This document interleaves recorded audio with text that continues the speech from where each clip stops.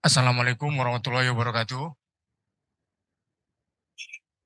Terima kasih kepada panitia untuk kesempatan saya memaparkan tentang visum et repertum. Jadi kita kenal visum et repertum. Jadi kalau bahasa dari jiran mengatakan visa et reperta, lihat dan lapor. Artinya apa yang kita lihat itu yang kita tuliskan. Apa yang kita lihat itu yang kita catatkan. Jadi yang nggak kita lihat nggak perlu dicatat, ya. Jangan menambah-nambahi dan jangan mengurang-urangi. Karena ini ada sanksi hukumnya. Next.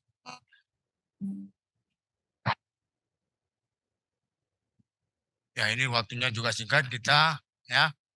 Kalau bercerita tentang proses peradilan, ada peradilan tentang pidana.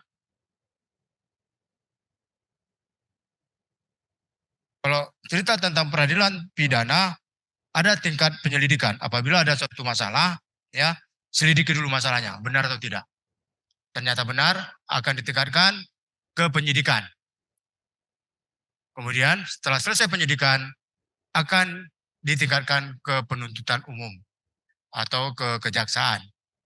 Setelah selesai prosesnya, lalu akan terjadi gelar perkara di pengadilan. Kalau di tingkat perdata, ini hanya proses tentang asuransi, ini hanya kepentingan ya perkara datang dari pihak yang merasa dirugikan, seperti utang piutang dan lain sebagainya. Next. Jadi tentang visum et repertum ini dasar hukumnya ada, ya. Ada di pasal 133 KUHP. Yang intinya di sini yang bisa menuliskan visum et repertum dan meriksa korbannya adalah dokter atau dokter spesialis lainnya. Tidak boleh para medis. Karena tidak ada dasar hukumnya. Jadi ada sanksi hukumnya juga bagi dokter yang menolak ya melakukan pemeriksaan. Kecuali ya yang diperiksa korbannya itu adalah masih satu keturunan. Seperti istri, anak, suami, atau orang tua, dan lain sebagainya. Next.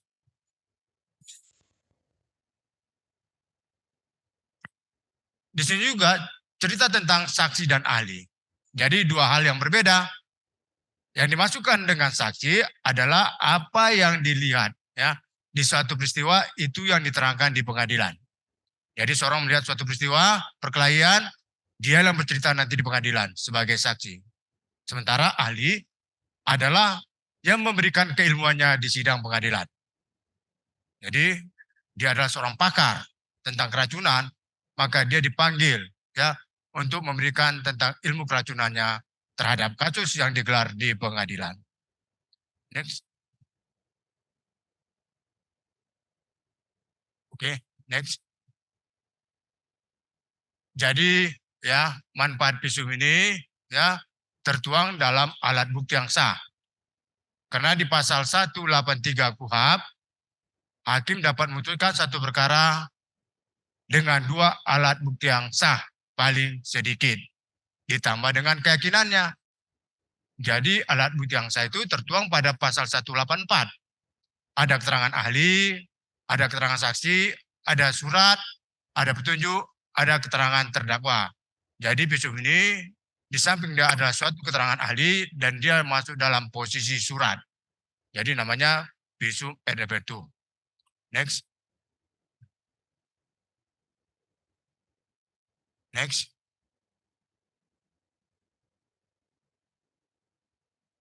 Next. Next. Next. Kemudian cara mengajukan permintaan visum ini harus tertulis. Ya, harus tertulis dari penyidik. Harus tertulis. Ya. Tidak bisa dia via telepon. Dokter, tolong buatkan visum, korbannya datang. Nggak bisa. Ya, via cakap-cakap aja, nggak bisa. Jadi dia harus resmi. Namanya surat permintaan visum. Ya, jadi surat permintaan visum itu tentu harus ada identitas korbannya dan ditandatangani oleh penyidik. Minimal pangkatnya IPTU, Inspektur 1. Atau kalau dikenal zaman dulu 2 garis di bahu. Ya, bukan 2 garis di lengan, tapi 2 garis di bahu. Kalau di tentara namanya Letnan 1. Kemudian next, ya. Di sini dia katakan, dokter yang boleh dimintai bantuan sebagai ahli semua dokter, ya.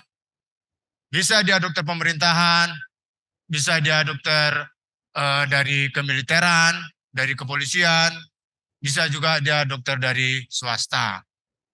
Dan juga bisa dia dokter umum, ya, bisa juga dia dokter spesialistik.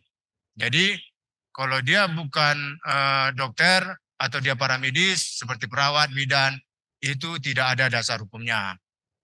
Dan jangan kita menolak membuat visum karena akan tertuang sanksi di pasal 224 Kitab Undang Hukum Acara Pidana. Ada sanksi hukumnya? Ada. Minimal 6 bulan penjara. Next. Ini untuk pembuatan visum erbetum orang hidup.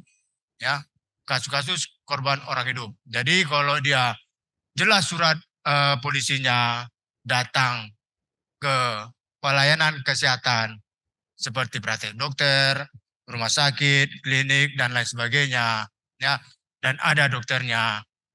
Kemudian surat permintaan visum dari kepolisian itu ada korbannya. Jangan nanti ada surat permintaan visumnya korbannya nggak ada, ya.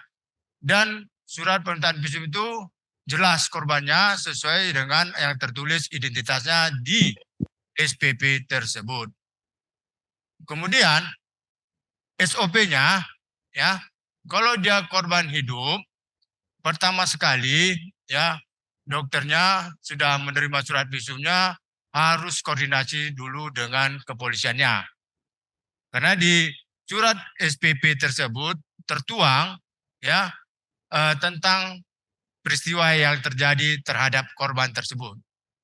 Jadi kita koneksikan, ya, apa benar Pak ini Pak korbannya dipukuli dalam satu rumah tangga, seperti umpamanya kasus KDRT, gitu ya. Jadi kita harus sinkronkan dulu. Kemudian, ya, menganamnesi korbannya. Kita tanya, apakah benar Ibu namanya sesuai dengan yang ada dari surat polisi tersebut? Benar. Kita sinkronkan. Baru kita anamnesi. Tujuan memang anamnesi adalah untuk, ya, lebih menyatukan persepsi antara pemeriksaan dengan surat yang tertera di laporan polisi tersebut. Kemudian untuk pembuatan visum ini harus jelas bahasanya, jangan menggunakan bahasa yang aneh-aneh. Pergunakanlah bahasa Indonesia. Karena ini nanti, ya, akan dilanjut ke tingkat penuntutan umum, akan dilanjut ke tingkat pengadilan.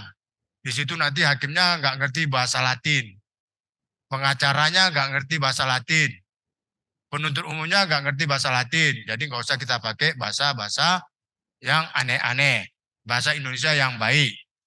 Kemudian dalam pembuatan visum juga, apabila kita melakukan pengukuran, pergunakanlah huruf, jangan angka. Karena kalau nanti kita bikin, ya, angkanya 15, ditambah orang 6, angkanya jadi 156. Jadi kalau dia panjangnya luka 15 cm segini, ya, menjadi 156 cm, ini akan, ya, meragukan di penyidikan. Jadi apa alat yang digunakan? Tadi kalau dia 15 cm dia hanya pakai seperti umpamanya roll atau apa sebagainya, atau kayu yang pendek, ini jadi panjang. Di TKP nggak ada alat tersebut, kan jadi bingung penyidiknya. Ya. Kemudian dalam pembuatan visum ini ada titik-titik di pertengahan kata-kata. Ya, kalau ada umpamanya kita nggak sampai di ujung kata-kata, ya, kita harus ditambah titik-titik sampai ke ujung. Supaya jangan nanti orang menambah-nambah. Ya, di pertengahan itu jangan orang menambah-nambah. Ya, ini contohnya, ya. Jadi pembuatan visum itu ada 5 bagian, ya. Ada pembukaan, ada pendahuluan, ada pemberitaan, ada kesimpulan, ada penutup. Ya, ada pendahuluan. Jadi kalau ada pendahuluan ini ceritanya tentang ada kop surat dari instansi tempat kita bekerja. Umpamanya seperti ini, ya kan, Rumah Sakit Umum Deli Serdang. Sekarang berubah nama jadi Rumah Sakit Umum Haji Amri Tambunan.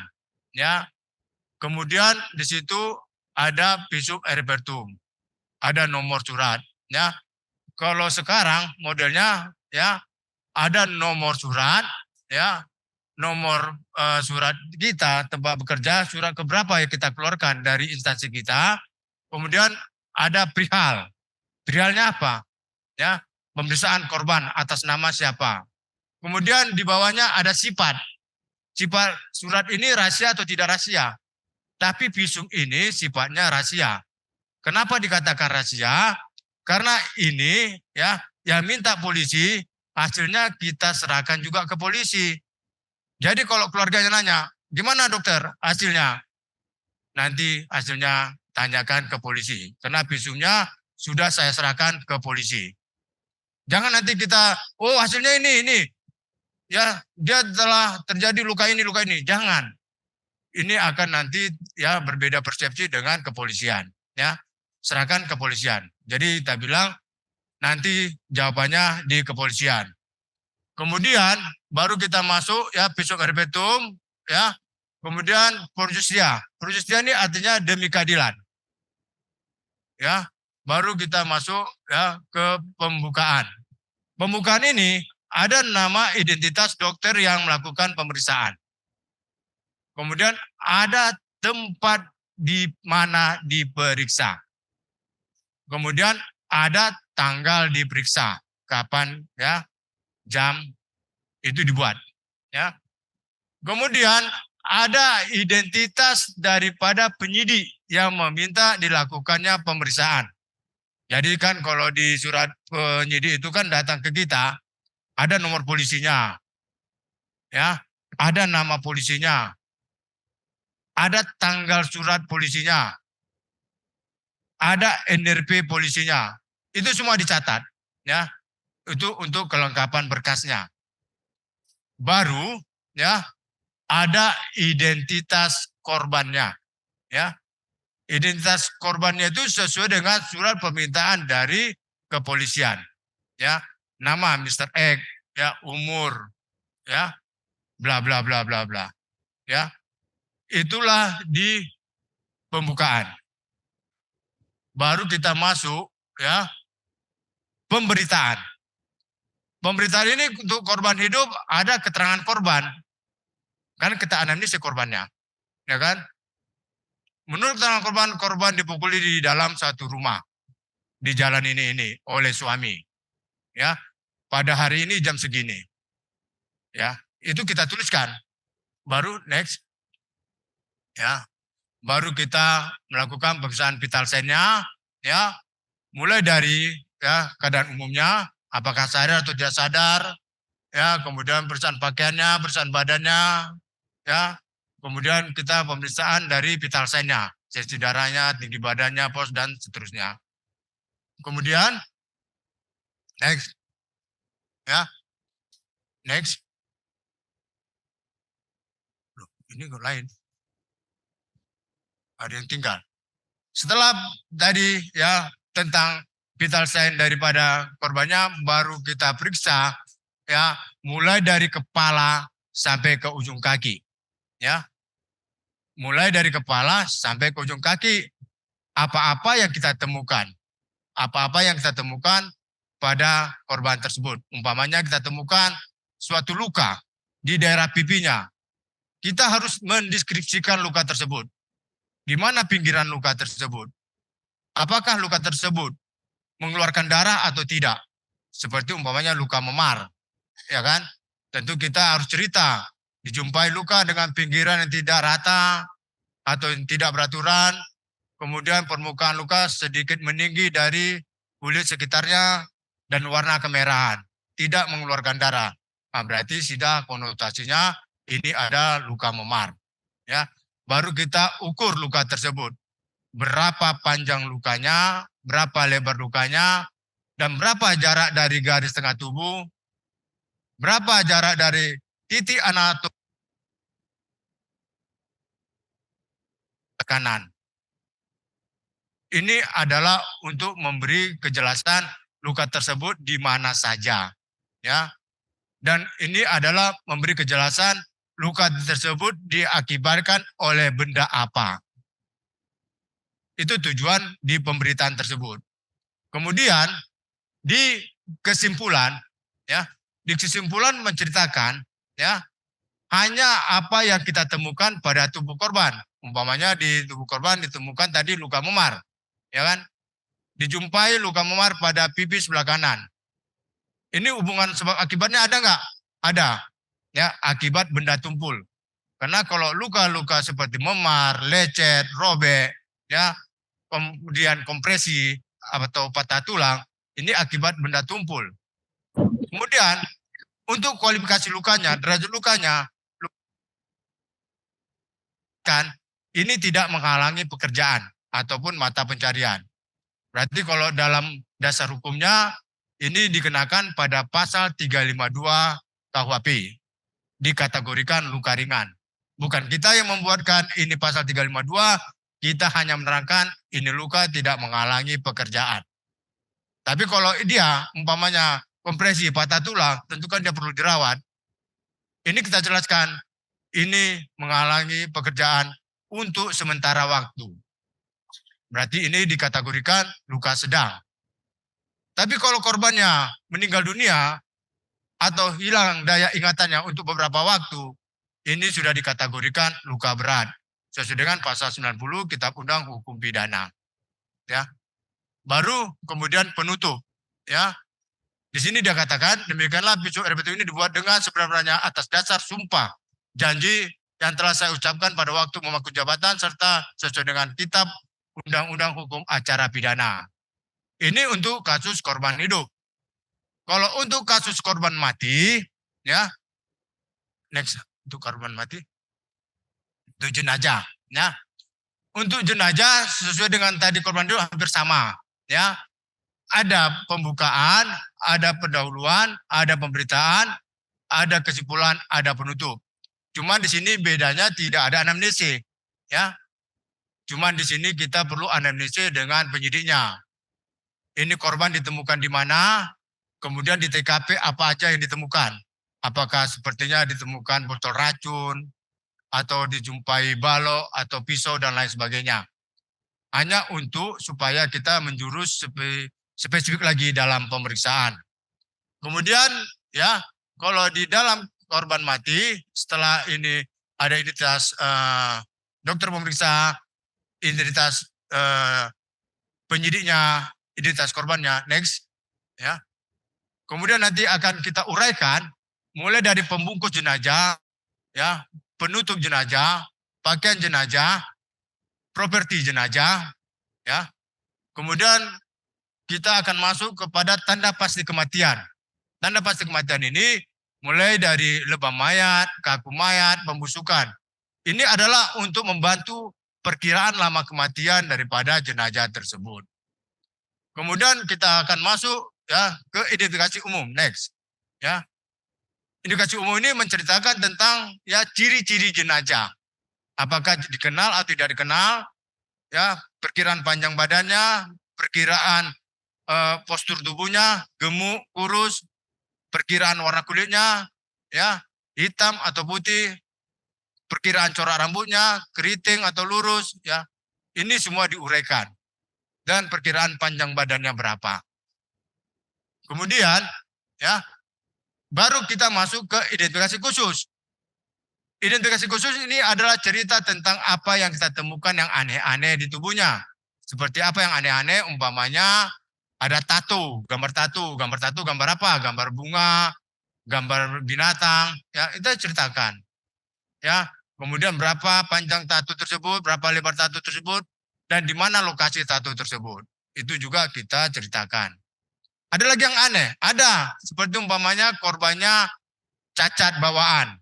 Ini juga kita uraikan, ya. Apalagi ini kasusnya dia Mr. X, supaya nanti disampaikan ke media, mana tahu ada keluarganya yang mengenalnya, gitu ya. dengan ciri-ciri sebagai berikut. Kemudian baru kita mulai masuk dari pemeriksaan luar, ya. Mulai dari kepala, ya per area. Kepala, dahi, mata, hidung, telinga, mulut, ya, leher, dada, perut, anggota gerak atas, anggota gerak bawah, kemudian alat kelamin, anus, punggung. Ini semua diceritakan.